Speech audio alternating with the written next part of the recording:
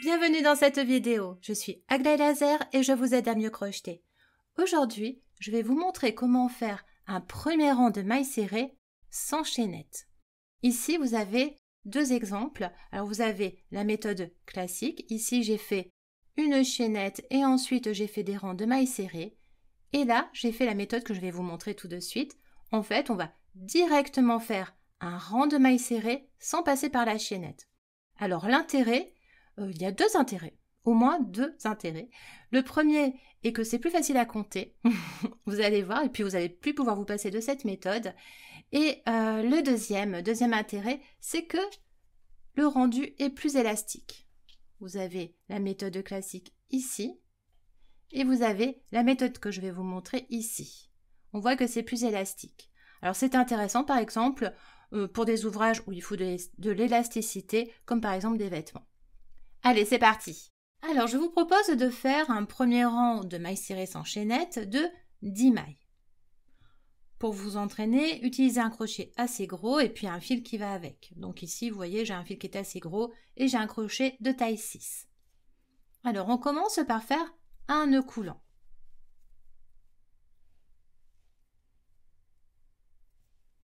Je mets ma boucle sur le crochet. Je ne tire pas trop, ne tirez pas trop sur cette boucle, laissez du jeu pour pouvoir bien travailler. Ensuite, on va faire 2 mailles en l'air. 1 et 2. 1 et 2. Je vous rappelle que la boucle qui est sur le crochet ne compte pas pour une maille. Votre première maille serrée va être crochetée dans la deuxième maille à partir du crochet, donc la plus éloignée ici. On va passer sous les deux brins qui sont là. Et on fait notre maille serrée comme d'habitude.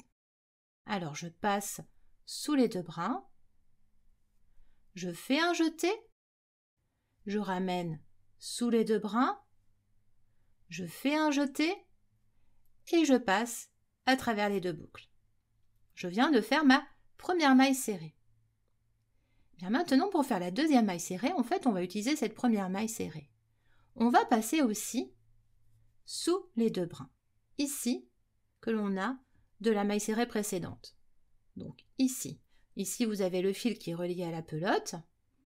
Et là, vous avez deux brins, vous avez un V, et vous allez piquer votre crochet sous ces deux brins. Alors, je passe sous les deux brins.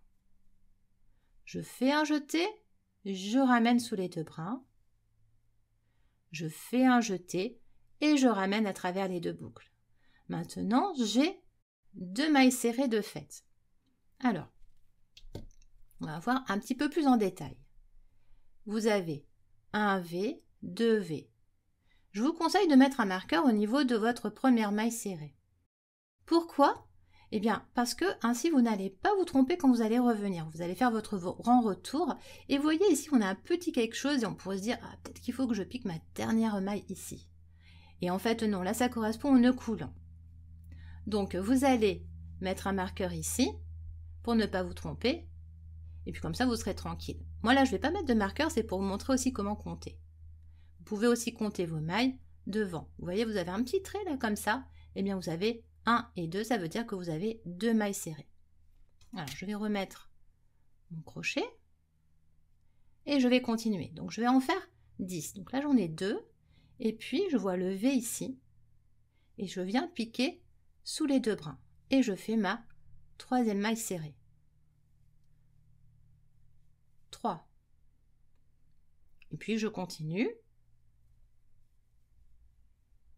4. 5. Pensez à rester souple, toujours. Quand on débute une nouvelle technique, on a parfois tendance à trop serrer. Alors, ne serrez pas, restez souple. Vous allez voir que notre premier rang prend une forme un petit peu particulière. Alors voilà, là je ne sais plus où j'en suis. Eh bien, je vais compter. Alors, je vais compter en prenant devant 1, 2, 3, 4, 5, 6, 7, 8 et 9. Eh bien voilà, je vais faire la 10e maille serrée. Et vous pouvez voir que notre premier rang est un petit peu arrondi. Donc oui, c'est pas bien grave, hein, vous inquiétez pas, c'est pas du tout gênant. Donc le dessous du travail ressemble à ça. Et le dessus, vous avez des V. Alors on va compter les V, on va vérifier qu'on a bien 10 mailles. Voilà. 1, 2, 3, 4, 5, 6, 7, 8, 9 et 10. Donc vous voyez, c'est pour ça que je vous disais de mettre un marqueur ici, parce que là, on peut se dire, je ne sais pas, j'ai un doute.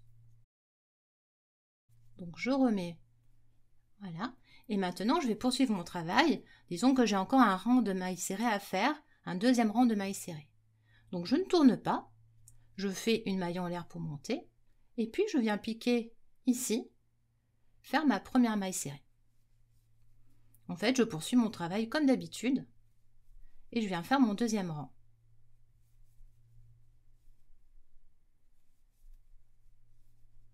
Alors on va voir ce qu'il se passe à la fin du rang.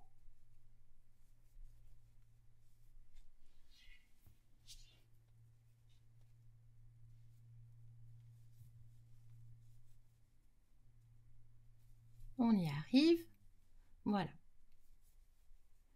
Donc là, soit vous avez mis un marqueur, puis c'est le moment de l'enlever pour faire votre dernière maille. Soit vous n'êtes pas trop sûr, ben c'est pareil, vous recomptez. Prenez le temps de compter au crochet.